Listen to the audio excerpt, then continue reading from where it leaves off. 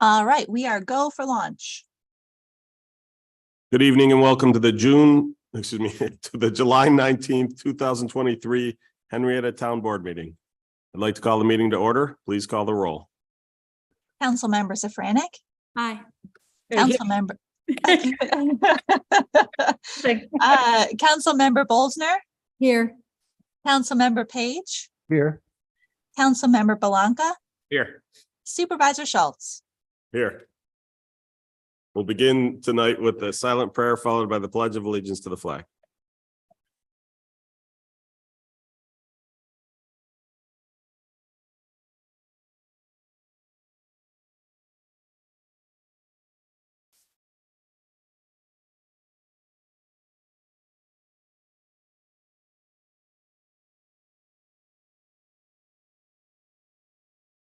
I pledge allegiance to the flag of the United States of America and to the republic for which it stands, one nation, under God, indivisible, with liberty and justice for all.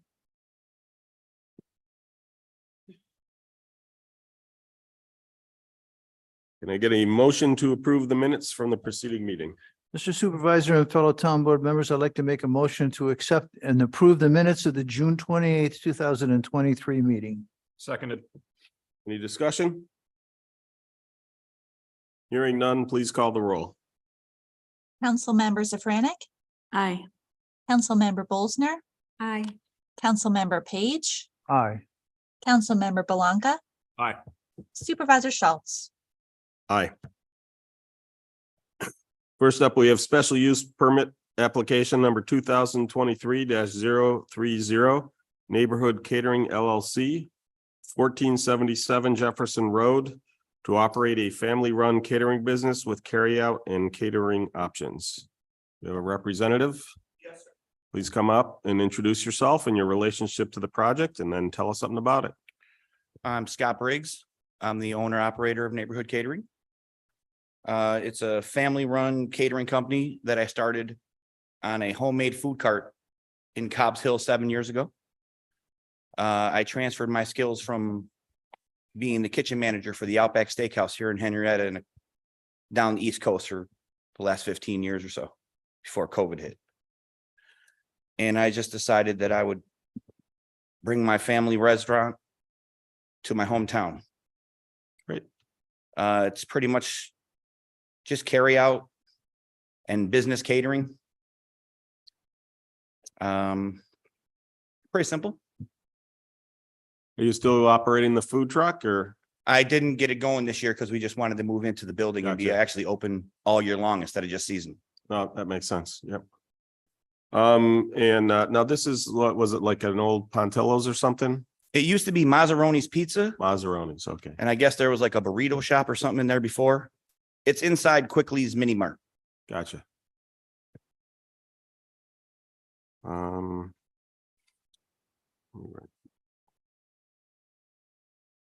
Did that just recently become a Quickly's? I think it was a mobile originally, Yeah, that's what I was thinking. and then I'm not sure how long it's been Quickly's Gotcha. owned. Yeah.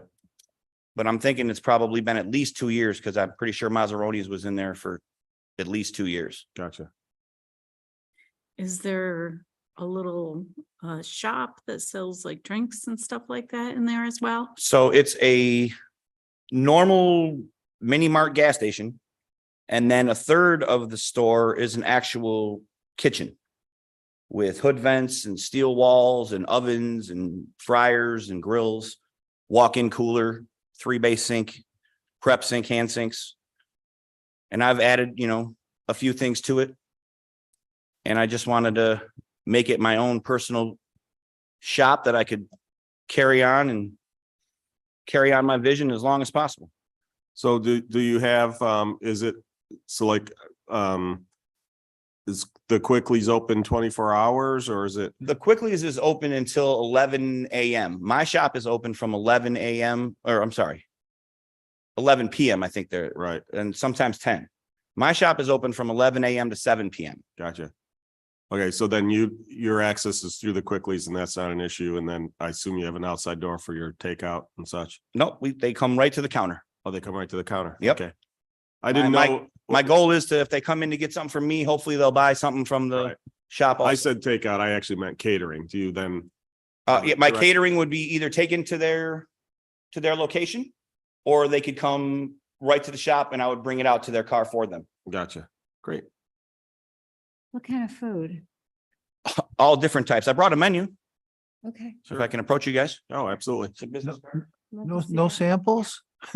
Well, I couldn't actually be open to bring something. I'm getting in trouble. That's right. That is Just true. kidding, you know that. Good answer, Kevin.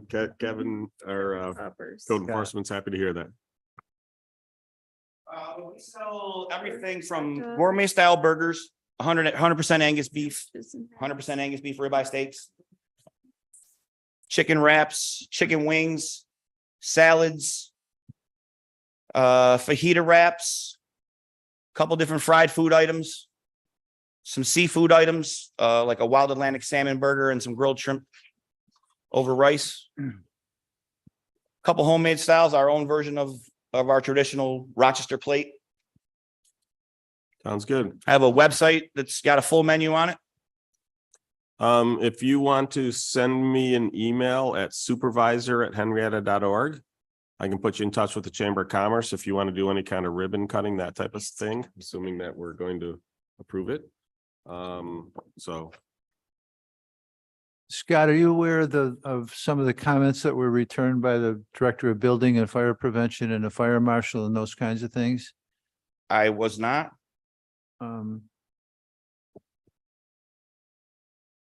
Well, I can tell you quickly that the Director of Building and Fire Prevention wanted to make sure he had all governmental approvals. You need to contact the Building and Fire Prevention Office to obtain the proper building and operating permits prior to any construction or modifications. And this may include any property signage modifications. Oh, yeah, that stuff was in my lease too. We're not making any modifications or building Okay. on the property or anything, so, Well, every- yeah, you may have to contact them to let them know all about that, okay? okay. And then our fire marshal said he has no objections to the new business at that location, but they must have a commercial kitchen extinguishing system inspected and tagged, Mhm. a K-class extinguisher and other extinguishers inspected and tagged, clean commercial cooking hood, and obtain necessary permits and pass required inspections. So just want to make you aware that that was in our packet. Yep, all those things, the hoods and everything are there. They're just ready for inspection as far as I know. Then I would give them a call and make sure so you can start to operate, Okay, okay? I don't have any more questions. I don't know if anyone else. No, We're good. I wish you well. Is there anybody in the public who would like to comment on this application? I don't know. Do we even have anyone online right now? We do, but not with hands raised. Okay, great. Okay, then hearing no further comment, I'm going to close the public hearing for special use permit application number 2023-030 Neighborhood Catering LLC. Somebody wish to make a motion? Mr. Supervisor, I'd like to make a motion to accept special use permit application 2023-030 Neighborhood Catering LLC, 1477 Jefferson Road, to operate a family-run catering business with carryout and catering options. Seconded. One quick question on that. Does Quicklies have sit down inside Quicklies itself? they have like a single table with like 6 chairs. I think it's for maybe their employees to eat their lunch. Okay, so they don't have sit down inside. No, I actually put sit down on when I applied for my permit just to be safe in case I wanted to put something down. Okay, great. Just I wanted to cover all the bases. And Joe I'm sorry, you were the one who seconded? Yes. Yeah, okay. Now regarding the fire marshal, could I get those contact information strictly by calling the town hall, or is there separate numbers that I have to call for that? Yeah, figures, I'd asked someone 3 hours ago to call me back and they just called me back now. Kevin, could you weigh in with that phone number? I don't remember it off the top of my head, but there's a number directly to call the building department. Steve, this is Chris Martin. Kevin is not here today. But I can supply that number right now if you'd like. The number is 359-7060. So it's 359-7060. That's the general building department number. So if the gentleman calls that, he can get the answers that he needs. Fantastic. All right. And the building for the same, That's both building and fire prevention. fantastic. All right. Appreciate y'all very much. Oh, did we? We vote? haven't voted yet, so hold Oh. on 1 second. Hold on 1 second. Okay. Any further comments? Hmm. Hearing none, please call the roll. Councilmember Safranik, Aye. Councilmember Bolsner, Aye. Councilmember Page, Aye. Councilmember Belanca. Aye. Supervisor Schultz. All right. Congratulations. And like I said, if you want to do something, have the chamber do, we've got ribbon cutting stuff. They can also talk to them about the chamber holds its meetings. Now, in your case, we wouldn't be able to hold it at your location, but Right. we could potentially have you cater our meeting, order lunch ahead of time. So we try Fantastic. to do that for the small businesses And that was within at the town. supervisor.org. Supervisor@henrietta.org. All right. Thank you. Thank y'all very much. Good Thank luck. you. Have a good blessed night. evening. Good luck. You You too. too. That concludes our public hearings. Can I get my first resolution? Off of that. No problem. Mhm. Take care. Mr. Supervisor and fellow board members, I have resolution number 15-257, 2023 to authorize and or ratify the following agreements executed between June 23, 2023 and July 13, 2023. Seconded. Any discussion? Hearing none, please call the roll. Councilmember Safranik, Aye. Councilmember Bolsner, Aye. Councilmember Page, Aye. Councilmember Belanca, Aye. Supervisor Schultz. All right. Supervisor Schultz and fellow board members, I have resolution number 15-258, 2023 to authorize bills payable and any associated contracts or agreements for July 11th, 2023. Second. Any discussion? Hearing none, please call the roll. Councilmember Safranik, Aye. Councilmember Bolsner, Aye. Councilmember Page, Aye. Councilmember Belanca, Aye. Supervisor Schultz. All right. Mr. Supervisor, fellow town board members, I have resolution 15-259, 2023 to adopt seeker determination issuing a negative declaration for the construction of a spray park at Veterans Memorial Park. Second. Any discussion? The seeker side of this is easy. I know there's some discussion that we will probably have when we get to the actual the next resolution with regards to doing putting on a ballot referendum. So any questions, comments? Hearing none, please call the roll. Councilmember Safranik, Aye. Councilmember Bolsner, Aye. Councilmember Page, Aye. Councilmember Belanca, Aye. Supervisor Schultz. All right. Mr. Supervisor and fellow town board members, I have resolution number 15-260/2023 to authorize an expenditure from the town of Henrietta Building Capital Reserve Fund to pay a part of the cost of construction of a spray park at Veterans Memorial Park in the town of Henrietta, subject to the approval of a ballot referendum. Second. So the referendum is actually voting on whether to expend the funds from the Building Capital Reserve Fund. And that expenditures of that type capital reserve fund require a permissive referendum. And any permissive referendum can be converted to a ballot referendum. One of the reasons we're switching to a ballot referendum is it's a significant outlay of cash for something that I'll call as a I've lost my term. It's an amenity more than a need. Like we needed a new town court. There's a lot of people who would like a spray park. And so in looking at it, if we're gonna be spending this money from the Building Capital Reserve Fund, I want to make sure it's something we would actually spend on. One of the things that I do state in here is that, and we can modify this if we like.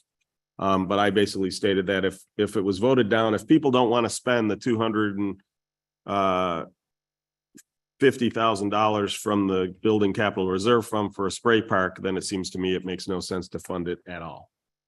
And so, we did, I do state that, like I said, if we're not going to fund it, we're gonna, excuse me, we're going to, if the referendum doesn't pass, then I wouldn't move forward with building a spray park.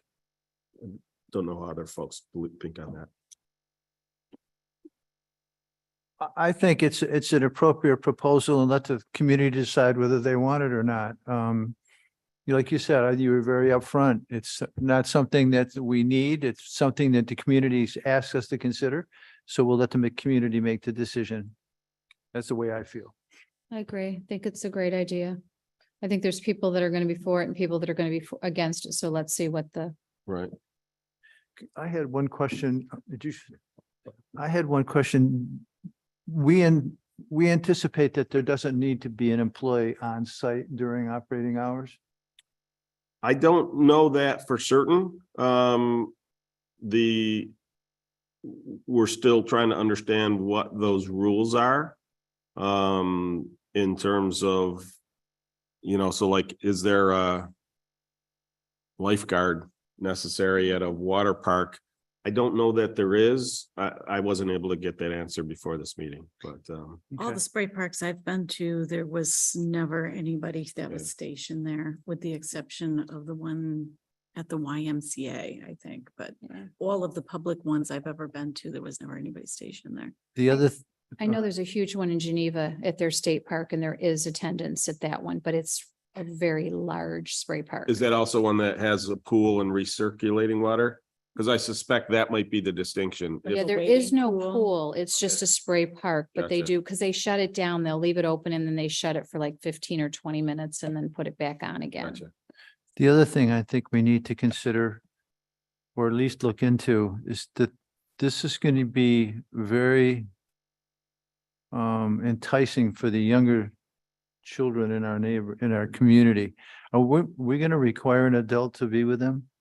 Especially since there's changing rooms and things like that. I do think that is the case, that we Okay. should require that. And we've talked about whether we would need a fence or not. Initially, the belief was we don't need one, but if we find that we do, like if it gets built and it's massively popular and we have crowds, we may have to then put up a fence and have somebody there to marshal people through. But I'll put it this way, if it's getting that much use, that's a good expenditure of funds for a rec person. Right. So I look at it, if it's not that massively used, then we wouldn't assign a rec person to it, but seems to me to make sense.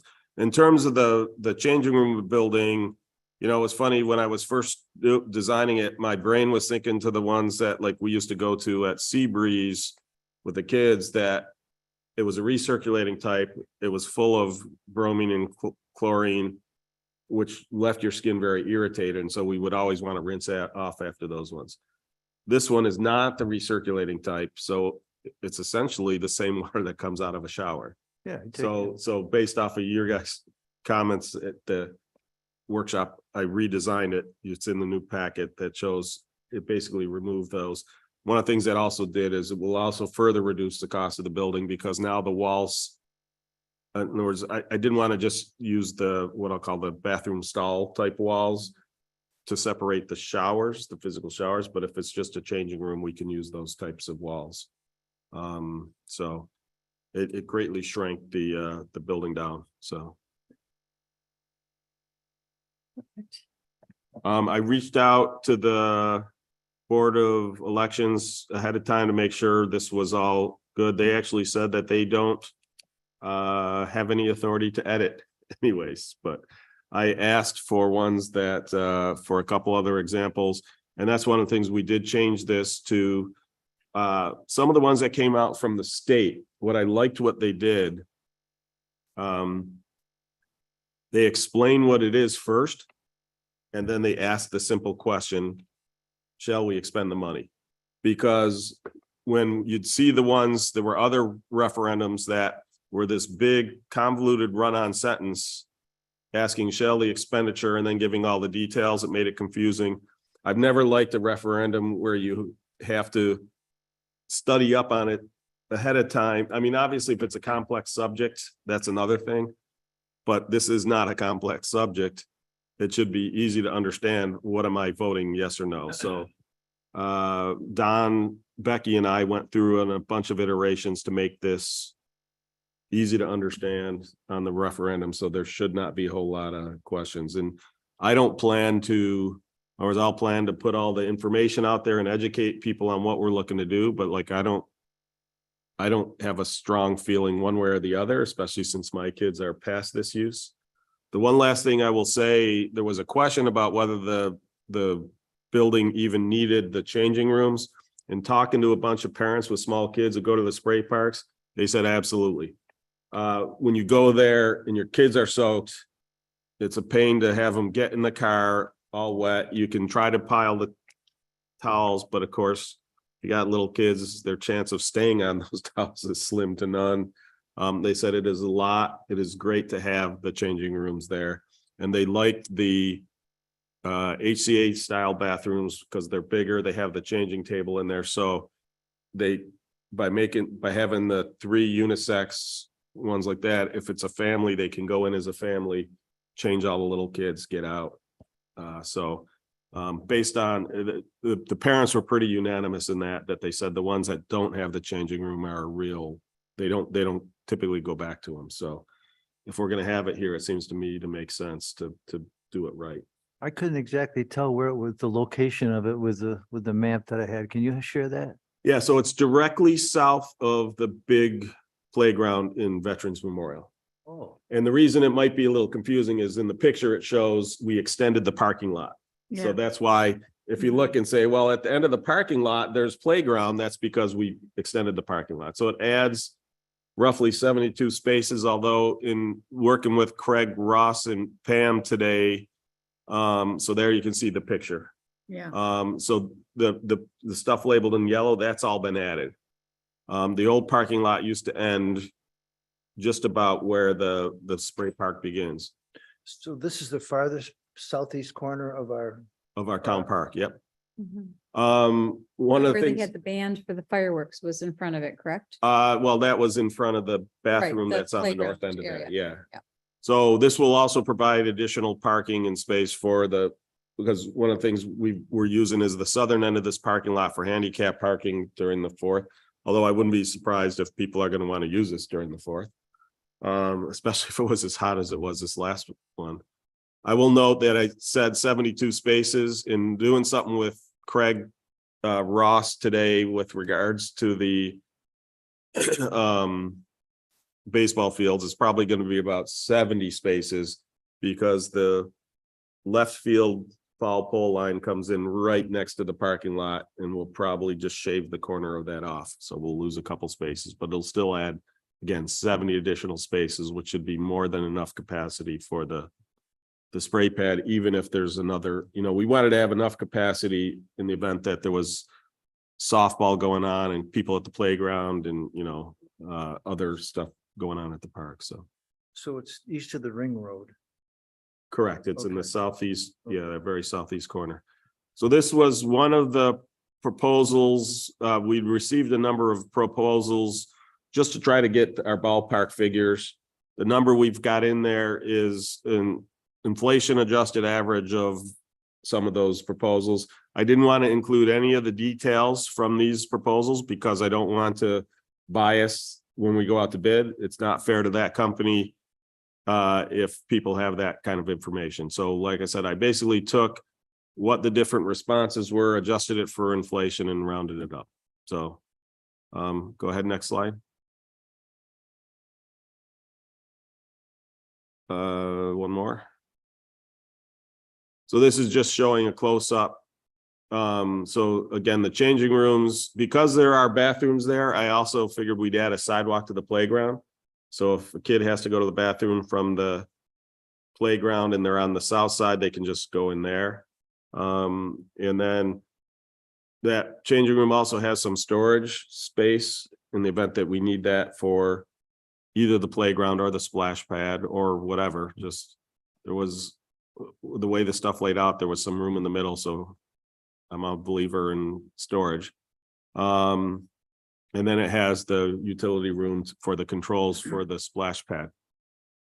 Because it's not recirculating, there aren't actually pumps. It relies on water pressure. So it's basically electric valves. They're essentially electric quarter turn valves. When you hit one of the activation buttons on the pad itself, the valve turns on and the spray activates. So that's the type we're looking at. The other thing I'll note is obviously we're bringing electrical and sanitary to the changing room building, but we would also bring storm to the splash pad, because the way the ones we've looked at, the way they work is there is a quarter turn valve in the drain. When the park is operating, when the splash pad is operating, it is turned towards the sanitary connection, so all the water goes down the sanitary. When it is not in operation, it turns 90 degrees and connects to the storm sewer. So that way, when it rains, we're not inundating the sanitary sewer with rainwater. And I think, one more is just the building. Oh, no, this is the details. So you could go back to the details real quick. So again, what we were looking at, that particular one that I used as the exemplary was about 70 feet in diameter, 2,800 square feet of active spray and splash area. It's 107 gallons a minute. Non-recirculating design. Now that's the maximum at 107. That's assuming every single thing is activated all at once. And then, as I said, the changing room. Actually, I didn't update this slide. So the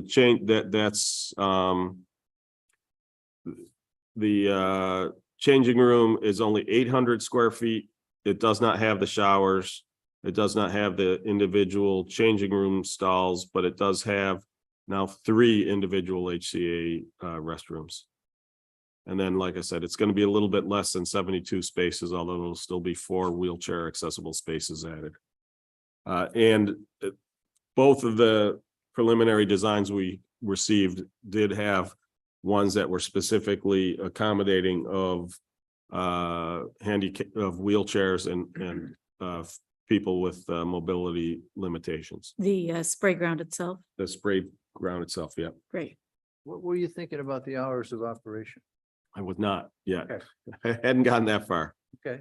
I don't know if Pam is online and if her team has thought about that yet, but I would imagine you wouldn't start probably closer to around noon, because before then it's typically not that hot, but I don't know that for certain. Next one. And so this does show the smaller spray park building. So like I said, you'll notice there's no more showers. There's no more of the individual changing rooms that had there were the larger rooms that had, right, the shower, handicap accessible shower. But like I said, the 3 bathrooms we put in there, we did them so there's 3 individual unisex bathrooms. They are HCA accessible. I did put a toilet and sinks into the changing rooms themselves. But just a single stall. But like I said, for the families, it makes sense that they'll go into the HCA room. And anywhere there's a toilet, there is a changing pad, because pretty sure that's code these days. But there's showers in the changing room, right? There are no showers whatsoever. Because again, because it's not recirculating, we don't need them anymore. Yep. Okay, that's it. Any other questions, comments? Is there anything online? And hearing none, please call the roll. Councilmember Safranik, Aye. Councilmember Bolsner, Aye. Councilmember Page, Aye. Councilmember Belanca, Aye. Supervisor Schultz. Aye. Fellow board members, I have resolution 15-261, 2023. To authorize the grant disbursement agreement for East River Road sidewalks. Seconded. This is a long time coming. This was first approved by Senator Gallivan in December of 2018. It took DASNY 3+ years to get it through their system and then another 18 months to get back through the to the Senate Finance Committee, because unfortunately over those times with regards to this our bill champion went from being the Senate Majority Leader to being the Senate Minority Leader. And I suspect politics was holding it up. But fortunately, I reached out to Senator Cooney and he was able to get it finally released. So long time coming. Just to give everybody a update on the schedule.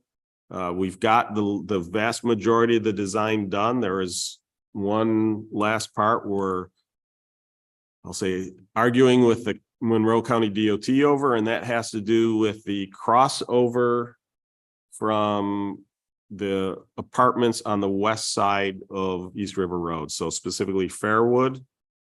So the Hill, Greenwood Cove, and Rivers Run off of Fairwood Drive, and then the Lodge off of Eagle View Drive. And the question is, where do we put that crosswalk? They want to put it across from Eagle View because there's a signal there, there's a traffic light there, and I can understand that, except as soon as you get across, you're in wetlands. So it would be difficult and strange. And in addition, anybody coming out of Fairwood, which is the greater number of people, would have to go south 300 feet, cross there, and then north back up 300 feet. I just don't see him doing it. And so, they're all going to cross without a crosswalk, unsignalized. They're all like, even we want to have the crosswalk there with the flashing lights. They say that's not as safe as the crosswalk being at the traffic signal. And that might be true, except that it's a whole lot safer than people crossing in the middle of the street and essentially jaywalking. And darn well that's what's going to happen. There's no way the people are walking 700+ feet out of their way when they can just cut across the road. So we'd much rather have the crosswalk there. The good news is it's not going out to bid until November timeframe for construction next year. So we have some time to iron out these last few details on the design of the path, but some of it is already in. As you remember, when we did the mixed use developments, we offered to them that for their civic component, they could build the continuation of this river, or of the East River Road sidewalk, and they took us up on that. So the one for the Marshall, which used to be Rocktricity, which used to be Aptitude, that one is in. And the one for the Edgewater. Yeah. Edgewater is going in right now. They were putting in stone and rolling it. That's the one that used to be Lehigh Mixed Use Development. So those two will be in, short of the part that connects to, so those two will be connected to each other. They won't be connected to the stuff across the street until we've hammered that out with the county. So that's about it. Any questions? My biggest question was, how did the sidewalks on East River Road become part of the dormitory authority? So yeah, DASNY. So basically DASNY reviews all bonds. So because it's being paid for by a bond, they review everything to make sure it is compliant with That's even more confusing. yeah. Well, I guess, I don't know, who knows? It's Albany. Dormitories. I know. Any other questions on that? Then hearing none, please call the roll. Councilmember Safranik, Aye. Councilmember Bolsner, Aye. Councilmember Page, Aye. Councilmember Belanca, Aye. Supervisor Schultz. Aye. Mr. Supervisor and fellow board members, I have resolution number 15-262, 2023 to recommit to the town's matching funds for engineering design of a towpath village through the local waterfront revitalization program. Seconded. So we've been meeting with EDR to get this moving forward, and it should be going pretty soon. Unfortunately, I was thinking that it was end of August. It's actually end of July when the stuff's due. So I should have started this a month ago. But the good news is we had the application largely written. There were some shortcomings in it that we learned about in a debrief in January or February. So we're addressing those shortcomings and resubmitting. I will say that during the year, it's going to be the LWRP plan is much further along, which will help us. Obviously, correcting those shortcomings will help us, but also the work that the JCC is doing is also a year further along. And so they're going to be including some of that in here. They've got some exciting stuff coming that we will probably be hearing about and then before next meeting. And it should be, like I said, should be a good project, and hopefully it'll get funded by the LWRP. Just to be clear, this is not to do any construction. This is to do the engineering so that we would have firm numbers and estimates if we then wanted to go out to get the funding to build the path. And again, as I've stated before, the best way to picture what I'm talking about from a towpath village is the part of Schoen Place that is closest to the canal. So, you know, a wharf, some benches, maybe covered benches, so you're out of the sun. And then on the far side, outside the public domain, would be an area where a developer would build, you know, whether it's restaurant, boat rental, whatever type of, you know, small shops. But the developer would build that, not the town. The JCC has also been looking at, and this is an old drawing, but it gives you some idea. The JCC is looking at the possibility of a pool. There was some talk about the possibility of, and this obviously, if we decide to even go any further looking into this, we would come back here. But there was a possibility discussed of could that public pool be could that pool be a public pool in joint with the town of Brighton, the town of Henrietta, and the JCC. And that way we're all sharing a third of the cost, because I know there's a lot of people who would still love a public pool. There was a talk of then a canal side park, and possibly including a small amphitheater. But again, none of those details have been worked out. The primary thing we would work on here is what would be done to the canal path and towpath to create that canal side park and the towpath village. One last thing we're looking at, I've been opening up initial line of communications of the idea is that we would create a second planned unit development. So our first planned unit development is Riverton.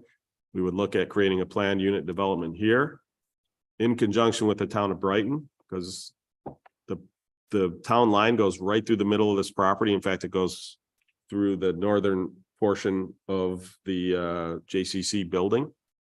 And the idea of that is we would put in there, we would encode stuff that was consistent across the two towns, so that if the house was built on the south side of the property line, it would obviously pay different taxes, but it wouldn't have to follow a whole bunch of different set of rules. We would try to, as best as possible, merge the rules and create this planned unit development that again spans the two towns. Whether we'll be successful in that, I don't know. I suspect the JCC would love if we could just annex the whole property and make it all part of Henrietta. But we'll see where that goes from there. none of that, obviously, this is the towpath is not dependent on any of that. But it's, one of the goals of the LWRP is to help not only revitalize the waterfront, as the name implies, but then also to help spur on economic development to help further so that revitalization lasts. And that's the goal, is that it's taken over, then not taken over because we would still have the park, but that the growth and the revitalization is done by private industry and not by the town. So. Any other questions? Hearing none, please call the roll. Councilmember Safranik, Aye. Councilmember Bolsner, Aye. Councilmember Page, Aye. Councilmember Belanca, Aye. Supervisor Schultz. Aye. Supervisor Schultz and fellow board members, I have resolution number 15-263, 2023. To authorize the budget for phase 1 of the installation of sidewalks on Highland Drive, including approving work to be done by Campobello Yep, Campobello. Construction Company through Monroe County Contract number 0101-21. Second. So just as the name implies, this is using those funds from the Transportation Development District, the Marketplace Mall Transportation Development District. Those funds can only be spent in that area. We took a look at it and figured that this was the best use of those funds. Phase 2 was originally going to go up the hill. We're kind of re-exploring that because of the massive cost to go up that hill. And we just think that there'll be more demand for extending the sidewalk on the east side of the road instead. So we're going to take a look at that to see what makes the most sense for the rest of the funds. But for now, we're focusing on phase 1 to get this in. So this would connect the sidewalk ends when the New York State DOT redid the sidewalk and intersection at Highland. They brought the sidewalk around to the edge of their right of way so that we're not even in their right of way. And then we'll just continue it from there all the way down to Marketplace Drive, which, if you're not familiar with it, it's the road that comes into Marketplace Drive is the one that Goes into Lowe's goes into Lowe's and Target and that. So and then goes to Walmart on the other side. If correct. you go through the intersection. Yes, yeah. if you go through the intersection. Yep, that's Marketplace Drive. So. Any questions? Hearing none, please call the roll. Councilmember Safranik, Aye. Councilmember Bolsner, Aye. Councilmember Page, Aye. Councilmember Belanca, Aye. Supervisor Schultz. All right, Mr. Supervisor, fellow town board members, I have resolution 15-264, 2023 to authorize the re-advertisement of bids for the purchase of used mower sharpeners and blowers for the golf course. Second. any questions? Hearing none, please call the roll. Councilmember Safranik, Aye. Councilmember Bolsner, Aye. Councilmember Page, Aye. Councilmember Belanca, Aye. Supervisor Schultz. All right, Mr. Supervisor and fellow board members, I have resolution number 15-265/2023 to authorize the purchase of a new sidewalk plow from MTE Equipment Solutions Incorporated. second. Any questions or comments? Hearing none, please call the roll. Councilmember Safranik, Aye. Councilmember Bolsner, Aye. Councilmember Page, Aye. Councilmember Belanca, Aye. Supervisor Schultz. All right. Fellow board members, I have resolution 15-266, 2023 to authorize the advertisement of bids for the Veterans Memorial Park Athletic Fields renovations. Seconded.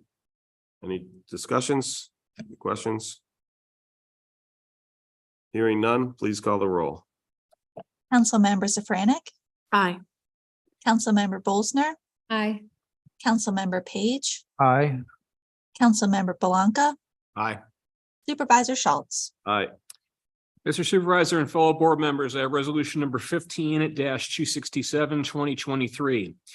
Whereas Rochester Area Mensa has donated $70 to the Henrietta Public Library for the acquisition of adult books. And whereas checks in the total amount of $70 were received by the library director, therefore be it resolved that the Henrietta Town Board acknowledges this donation and thanks the Rochester Area Mensa for their generosity. Seconded. Any discussion? Just thank you for the generous donations to the library.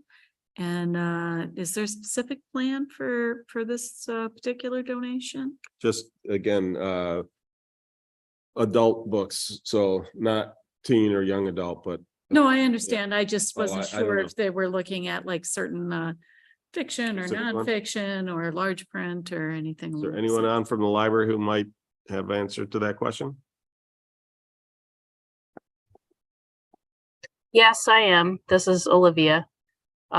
There isn't a particular plan yet since we've just received the donation.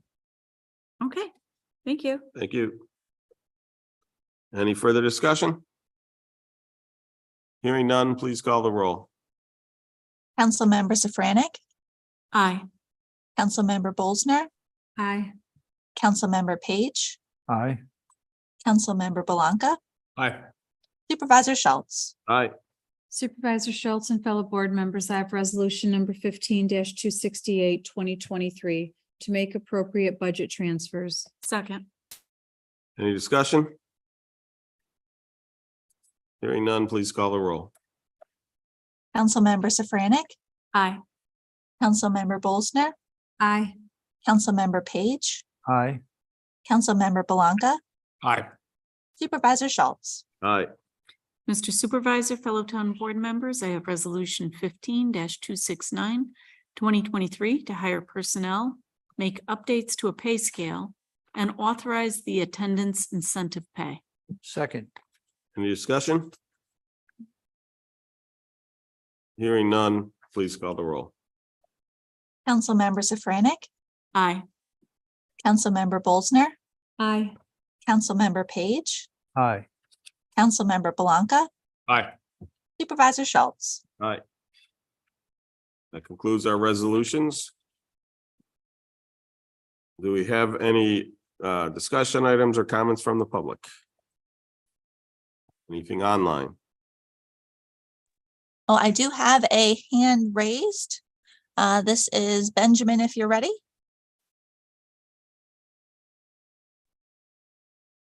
Yes, I wanted to bring up the issues with the ESCO.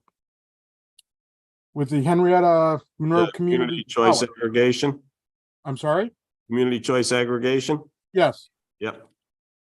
So there's, well, for example, with the town of Brighton, it looks like Joule Energy may not have done the due diligence in picking their energy supplier there. How do we know that they are going to do a better job here? Because from lessons learned is all I can say. We did bring that up when we were talking to them, and they've gone with a more firmly established company. I guess I don't know that they'd ever experienced a company going under that way before. So now that they've gone through it, presumably they're looking for that in more detail. That's best I can tell you. Can I guarantee anything? No, I can't guarantee RG&E isn't going to go under. I think they've got a firm enough track record. Right. We are going with Constellation. Constellation is correct. Yeah, and that is a very large, very significant energy supplier that's been around for a pretty significant period of time. Yep. Well, I'm also troubled with the information that Joule sent out. According to them, RGE's price per kilowatt hour is 0.07, blah, blah, blah. Okay, according to my RGE bill, it's 0.057. So that's a 23% increase in what they claim RGE is charging. And if we were to just go to standard, CCA standard, against RGE, we're talking a 30% increase in price for non-renewable energy. So just to be clear, the trailing price is actually from RG&E. And as reported to the Public Service Commission, this is actually one of the issues I have that I think the Public Service Commission ought to fix with regards to billing. There are actually additional pricing costs for the delivery of that electricity from RG&E that they don't show up when they report that rate. And I think that is deceptive. What'll happen is when you get your ESCO, anybody who's ever gone to an ESCO, you will see those additional charges spelled out for you. They're actually part of your bill. They're just kind of hidden. So for instance, one individual just reported if you add the all-in charges from, now this also includes the full delivery charges, but you know, the 70 cents, whatever, includes all GRT, all the other stuff that's involved in that pricing. But he basically said per kilowatt hour, it's actually over 10 cents all in. But again, there's some, I'll say, deceptive reporting on that. It is currently higher than the rolling average. It is currently higher than the current pricing. Yes. But, you know, it's fixed for 27 months. If you look at the charges over the past 3 years, they've gone up roughly 50%. There is currently a short-term downward trend, although that's fairly common around this time of year. The prices are definitely seasonal. But, you know, so can we know for certain whether prices are going up or going down? No, we can't. But that's why it's optional. If you think it's a horrible deal, opt out. You know, the thing is, in the past couple winters, I've heard from a number of seniors when I was over at the senior center, how the variable electrical rates and the sudden spikes in costs have been very problematic for those on fixed incomes. And so we were looking at a way, can we get a fixed rate, negotiate a fixed rate that's at a very good rate and is locked in for 27 months. One of the things that the town can do through the CCA that nobody can do as an individual, right, is we can lock it in now, even if you don't join. So if you're looking to maximize your savings, you should opt out of the CCA.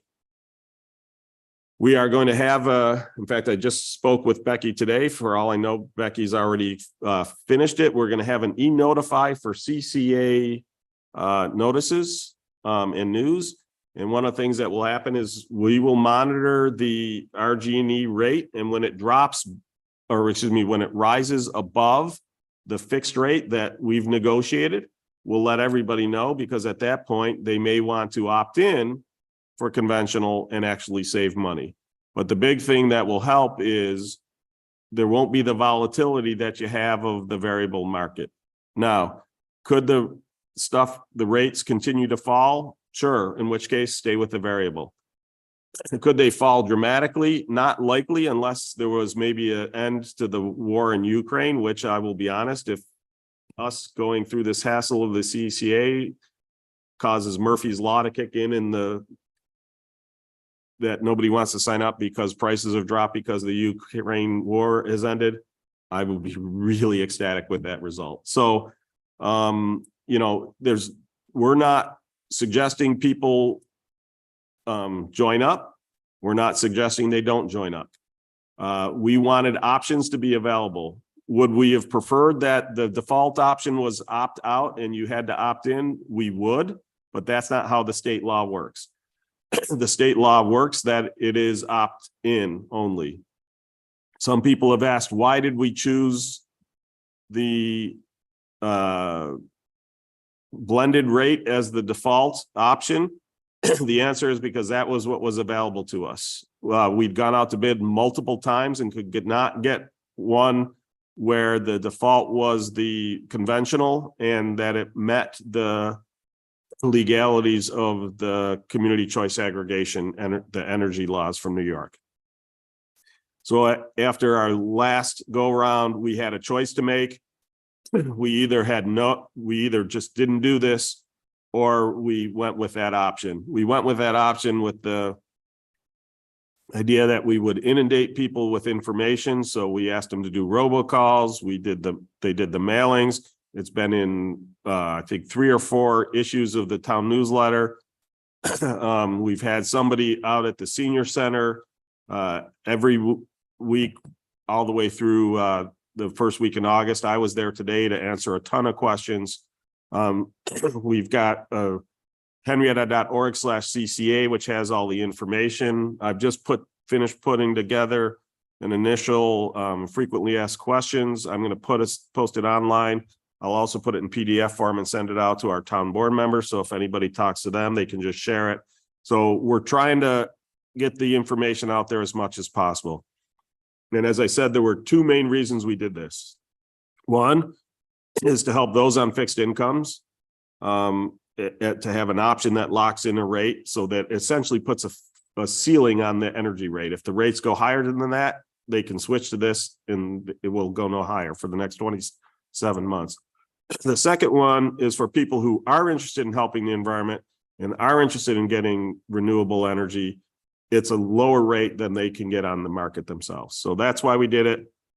We're sorry that it had to be opt-in. We're by default. We're sorry that people have gotten confused about it, but we thought that the benefits outweighed the problems. Go ahead. You can add that. And there's also 2 public hearings scheduled, one online and one in person. Yeah. So if you've got other additional questions, you can attend either of those. I certainly will be. Okay. Thank you. Did I answer all your questions or did you have any left? All I'll say is I have very mixed and reserved feelings regarding this. I've been in plenty of ESCOs in the past, and every time, yes, they start out saving money, but in the long run, they cannot beat RGE. Okay, then don't sign up. I already have opted out. There you go. Okay, thanks. Thank you. Any others?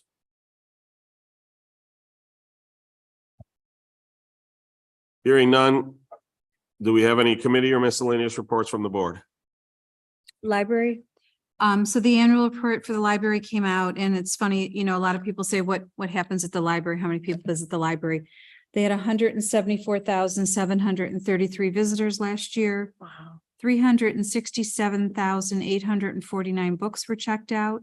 56,738 ebooks were downloaded, and 22,424 people attended events. Wow, that's pretty impressive numbers.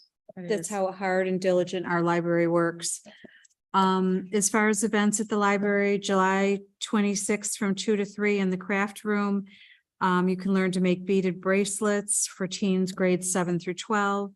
And on July 29th from 2 to 4, there is the Freedom Trio Band in the community room. You need to register for that. And the band incorporates jazz rock, classical blues, gospel, and Indian classical music. So it should be interesting. Very cool. That's all I got. I attended the school board meeting where they celebrated Diane McBride's 19 years of service to the school district as a board member and president of the school board. I don't know if you heard, but Scott Adair is the new school board president. Oh, congratulations. Yeah. And there was sort of it was a nice ceremony. They did their organizational meeting first, and then there was several former superintendents, administrators, teachers. It was a very nice event. I'm going to send them a congratulatory text. Yes, and thank you to Diane, because she's been very diligent in working for the school board for many years. I don't know exactly how many years she's been. 19. Almost 20. So that's 19 and a half. amazing. Congratulations, Diane. Thank you for your service to our community. Especially the work that's been done in the last couple of years, the transition between superintendents. There's been a lot of interim Yeah. tags on administrators here, and Diane's experience, I think, was very important in guiding the school district through. Any others? Parks and Rec events. The Market in the Park and the Summer Concert Series continues each Friday until August 18th. The market is open from 4 to 8 p.m. This Friday's band is the Uptown Groove. They're performing from 6:30 to 8:30 p.m. and the Summer Concert Series is sponsored by Canandaigua National Bank. The annual Fishing Derby, which is sponsored by the Eli Fagan American Legion Post number 1151, will be held on Saturday, August 5th from 8 o'clock in the morning to 10:30 in the morning at Martin Road Park. Youth ages 4 to 14 are invited to participate by registering online at henriettarec.org or in person at the rec center. Bring your own fishing pole and bait.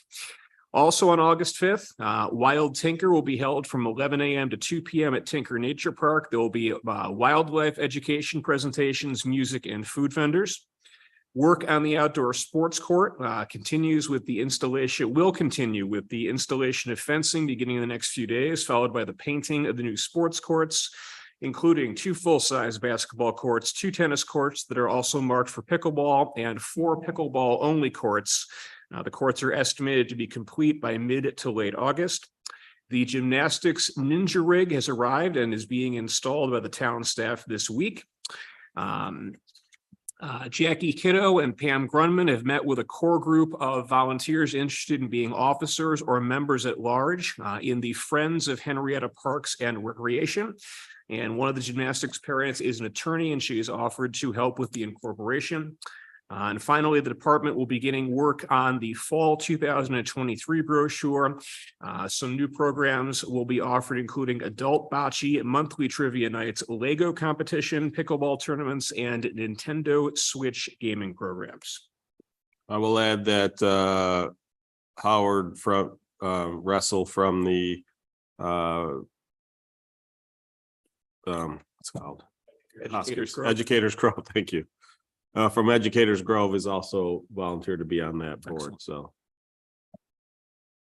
Pickleball is the fastest rising sport in the United States right now. I've started playing it. It's a lot of fun. Any good? Am I? I started playing it. It's a lot of fun. the only thing I'll mention, we had a meeting today with the Monroe County sheriffs as well as other first responders, but at that meeting, we were informed that our the individual who will be filling the role for the special attention detail, or more accurately, the person who's backfilling the person who's filling the role for the special attention detail has cleared their training, so they should be in the next couple weeks, they should be moving into that position. So we're working on putting together the business terms for the IMA, and we'll have that and hopefully have it ready to ratify on the 9th. So Perfect. And we can introduce them at the next town board, whenever the next town board meeting is. this after that. September, yeah, that'd be great. So any others? Nope. Hearing none, can I get a motion to adjourn? Make a motion to adjourn. Second.